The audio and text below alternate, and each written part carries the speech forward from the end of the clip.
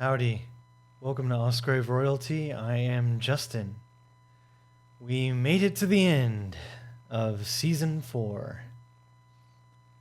Ooh, what a journey it's been, huh?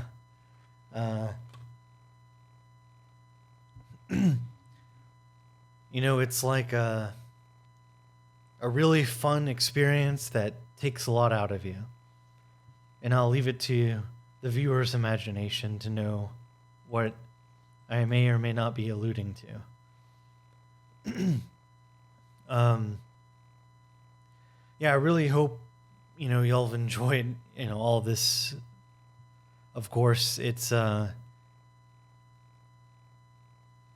very valuable and also very urgent and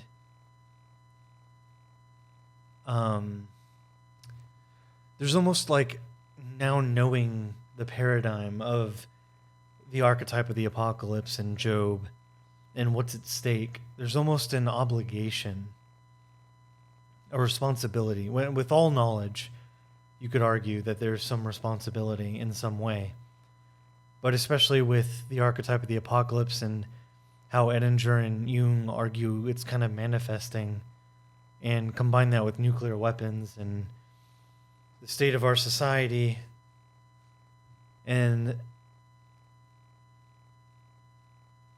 there's it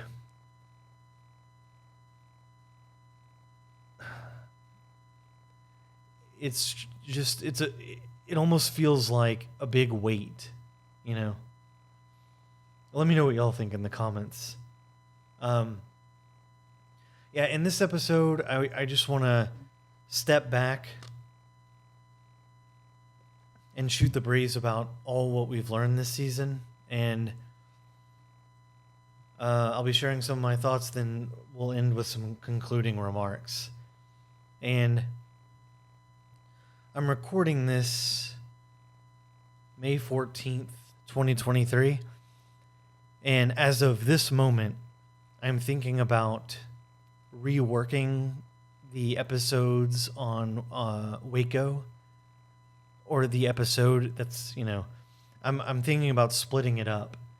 One on Waco and one's on another episode on Heaven's Gate. I want to make sure I like the idea of multiple case studies of the archetype of the apocalypse, and I want to do justice to both in terms of relating the events and sharing my own thoughts about them, and making sure I bring Jung and Edinger into those conversations as well. The fact that I want to do all of that means they might warrant their whole videos, themselves, instead of trying to combine it into one. And as y'all know, I'm rushed at the end of every video. It's something I need to improve on. But yeah, I'm thinking about reworking those. So if I start out like the previous episode with like, hey, from the future, you'll know what happened, what I decided to do.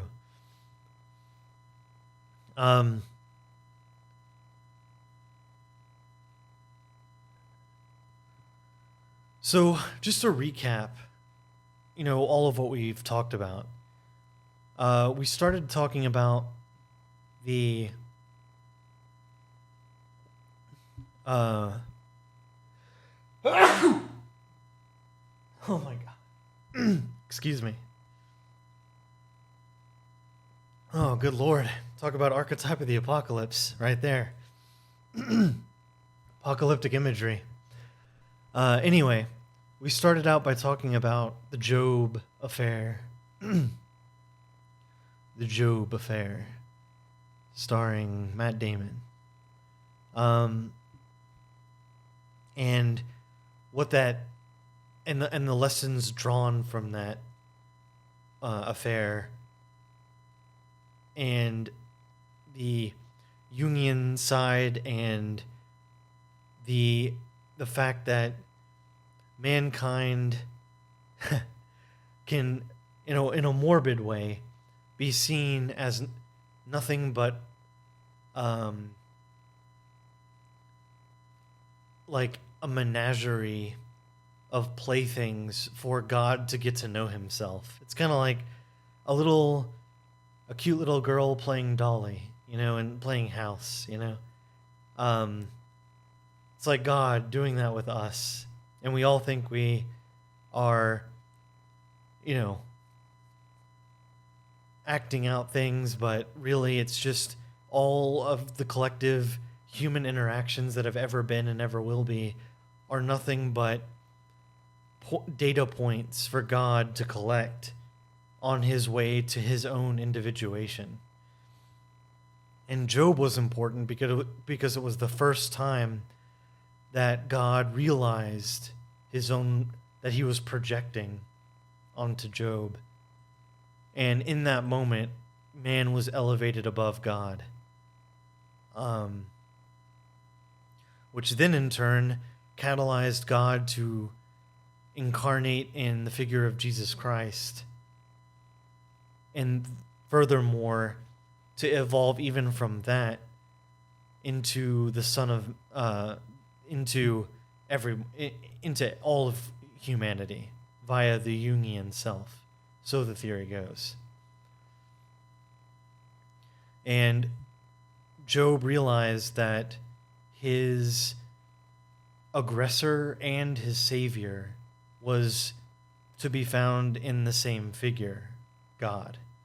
And with a normal, as Jung says, normally someone who does us evil, we wouldn't go to them to be like, can you help me? It's like a thief steals from you. And you're like, you stole from me. Can you help catch the thief? And they're like, yeah, let me go get him. Oh, I'm the same guy. It doesn't make any sense. But as Jung aptly observes, God is not a human being. And so Job recognized that both predispositions existed in God. And this is akin to the Jungian self with a capital S, the totality of opposites from which all psychic experiences procreated. And the self, when it procreates, so to speak, it manifests itself phenomenologically through our human experience. And when it does so, we get hit with the archetype of the apocalypse. See how it all ties together? And remember, the unconscious wants at the same time to both become conscious and also remain hidden. It's a deep secret that yearns to be found out, but constantly tries to remain hidden. It's like playing hard to get. And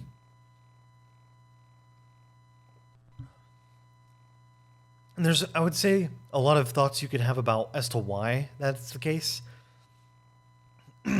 My thoughts on this is that, it's ignorance is bliss, right?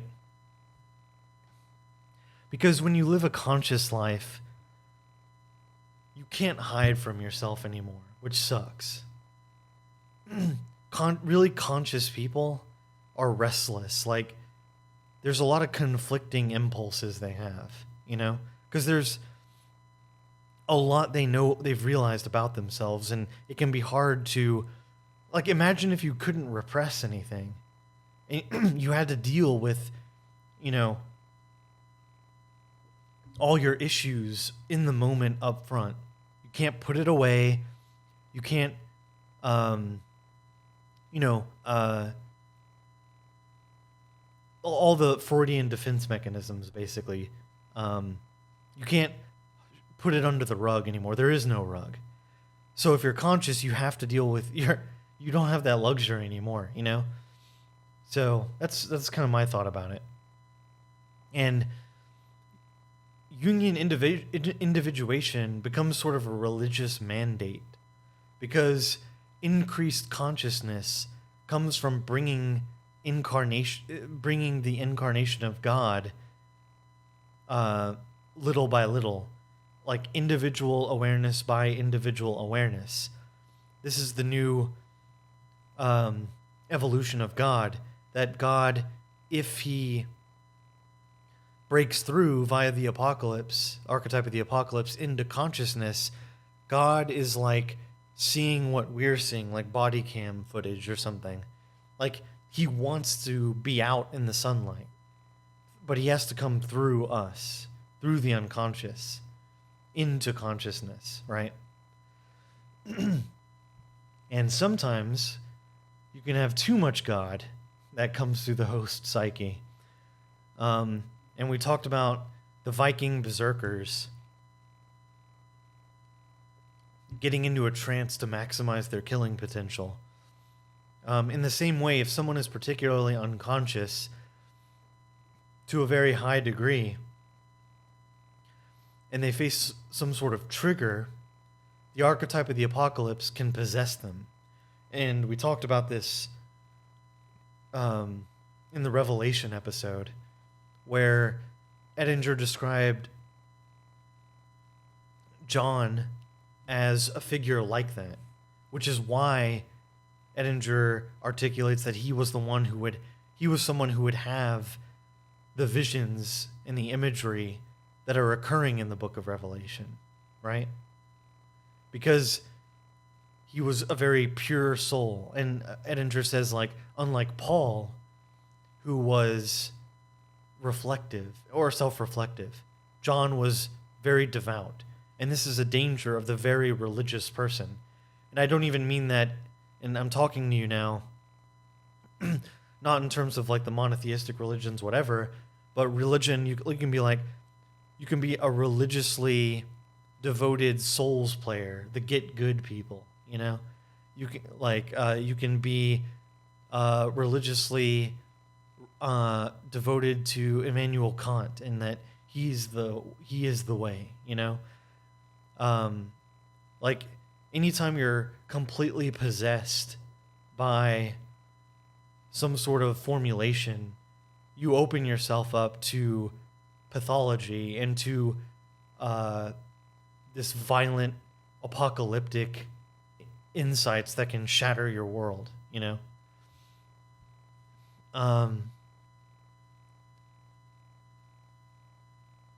Yeah, think of any legitimate change in your life. To think of any legitimate change in your life compared to the previous iteration of your life.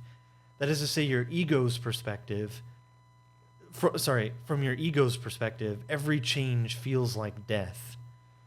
It is literally the death of your previous awareness to make way for a new, greater one.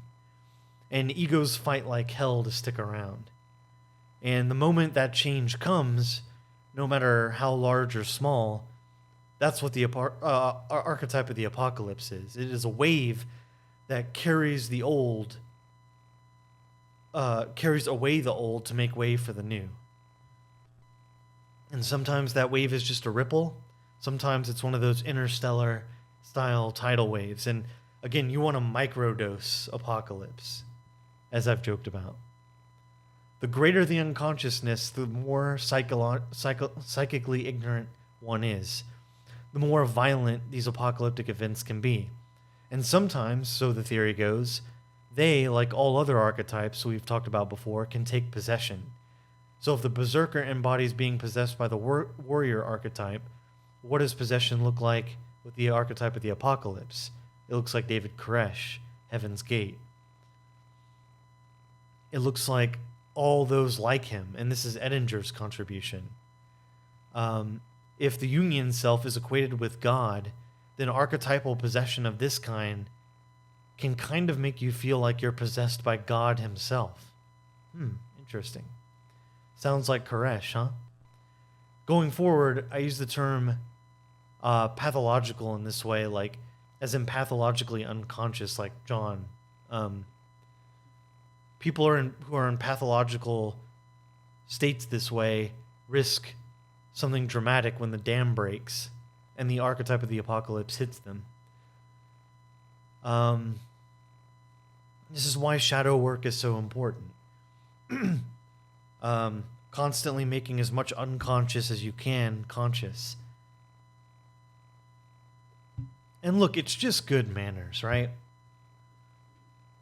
People who are unconscious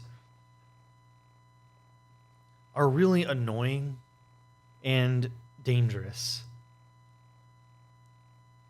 Think about the emotional wreckage narcissism has, right? These are profoundly unconscious individuals that have no idea the emotional wreckage they leave in their wake when they're churning through relationships. And I have a video on my experience with narcissism. But there's like a cycle. There's like the love bombing. Then there's the devaluing and the discarding. And then the hoovering.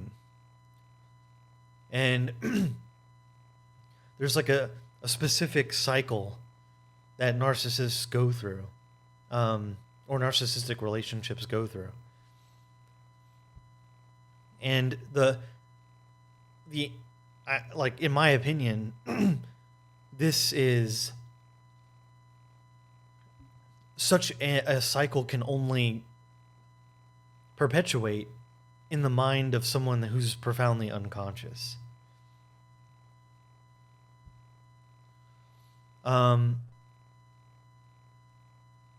Yeah, I talked about this before, that there's kind of a warning to understanding the archetype of the apocalypse, like the burden that comes with the knowledge of what's really at stake, like collectively as humans, how secularized we've become. And that's, since we as a society make fun of terms like archetypes or whatever because they're not scientific, we think they're irrelevant. And that's casting that long shadow. It's failing to integrate those other sides of life. That's creating a potential danger.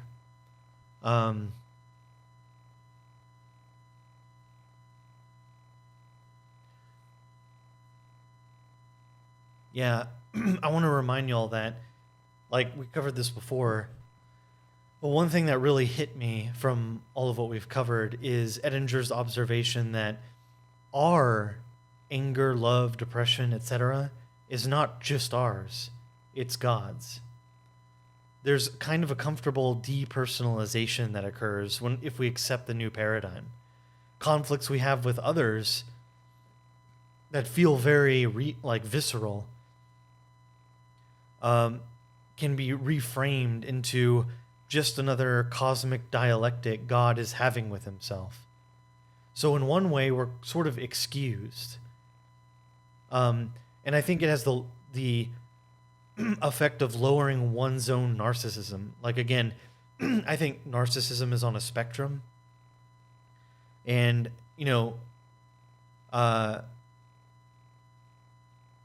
so when you, like, if basically TLDR, accepting this paradigm lightens you up, so to speak.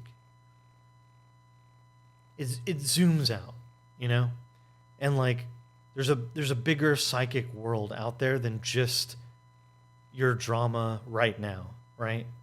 That's a healthy reduction in narcissism, when the time during those emotionally intense times. In another way, however, we have to admit that each of us, no matter how much consciousness we experience, largely amounts to puppets, God, like, yeah, I already talked about this, that we're kind of like puppets that God uses to learn more about himself. And Edinger says you can either be taken for a ride or know what's going on and be healthy about it. I want to read through some closing remarks from Edinger. So let me go to...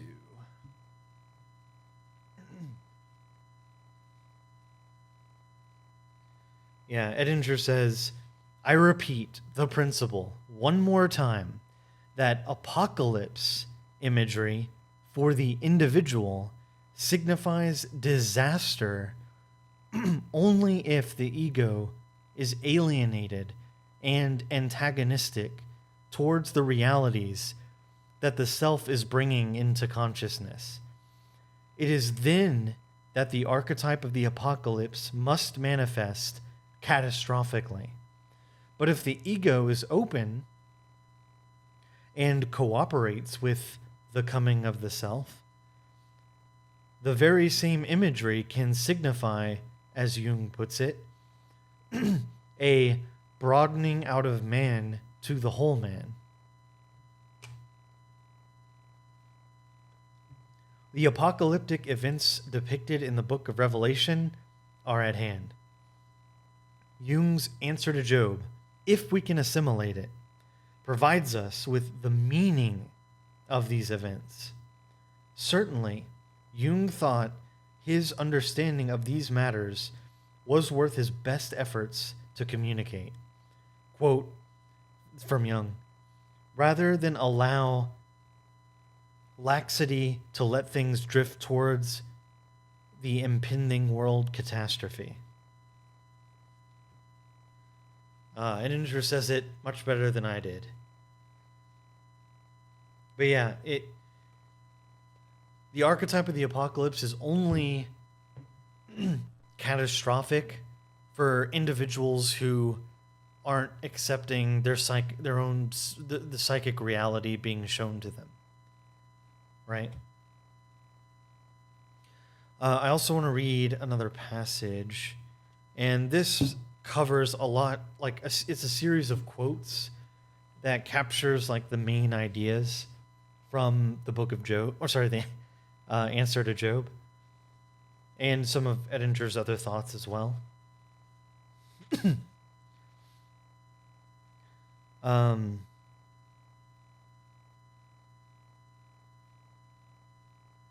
I don't have time to read through all of these, so I'm picking out some of the good ones if I can.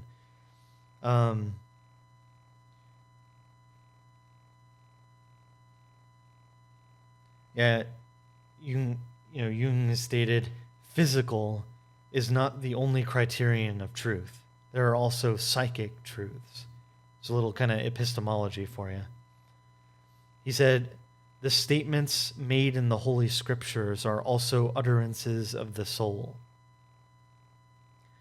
He says the book of Job serves as a paradigm for a certain experience of God, which has a very special significance for our time. He also says, existence is only real when it is conscious to somebody. It's kind of solipsistic, right? That is why the Creator needs conscious man. Interesting.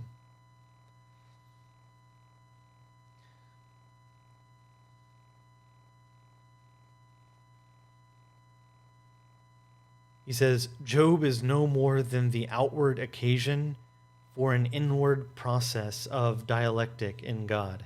And we talked about that just earlier. Job is challenged as though he himself were a god.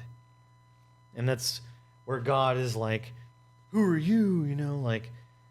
As Jung says, what is it worth a lion challenging a mouse?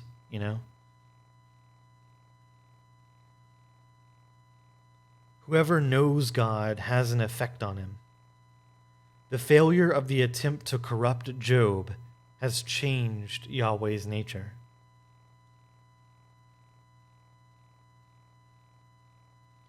Wisdom reveals herself to men as a friendly helper and advocate. This is Sophia. We talked about Sophia.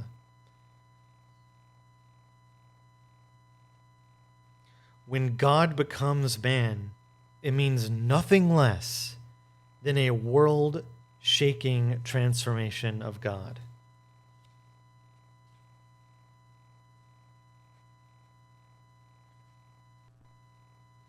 The naive assumption that the creator of the world is a conscious being must be regarded as a disastrous prejudice. Man, that's quite a statement. Oh, you think God knew what he was doing? I'm sure that won't cause that statement would never cause any controversy. God is reality itself, and therefore, last but not least, man. This realization is a millennial process. Yahweh must become man precisely because he has done man a wrong.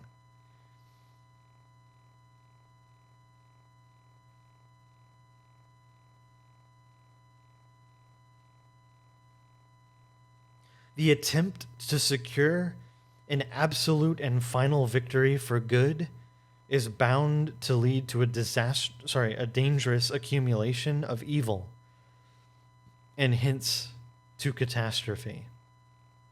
That's powerful. And this refers to how God cast Satan unto the earth, not out of existence, right? Jung is saying, like, to abolish evil and just have the sunum bonum, just the pure good, would cast an immense shadow, and it would, it's like existence itself would open itself up for the archetype of the apocalypse, because it's banished all undesirable, bad, evil stuff, right? That's like exactly the comments Edinger had about John the Baptist. That's why he had such a violent vision. The continuing direct operation of the Holy Ghost on those who are called to be God's children implies a broadening process of incarnation, and the Holy Ghost meaning that Spirit of God that puppeteers us, basically. All opposites are of God, therefore man must bend to this burden. And in so doing, he finds that God, in his oppositeness, has taken possession of him, incarnated himself in him. He becomes a vessel filled with divine conflict.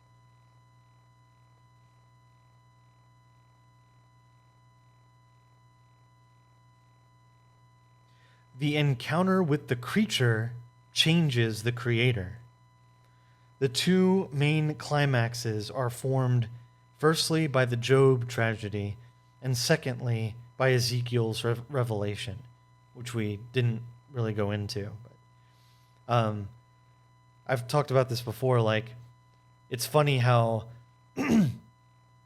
I still get an aesthetic novel experience each time I listen to music tracks that I made, and I'm the damn creator.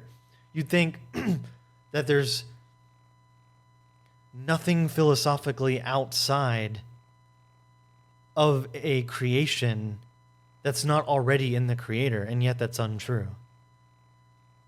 And fellow artists and fellow creators, let me know what y'all think of that.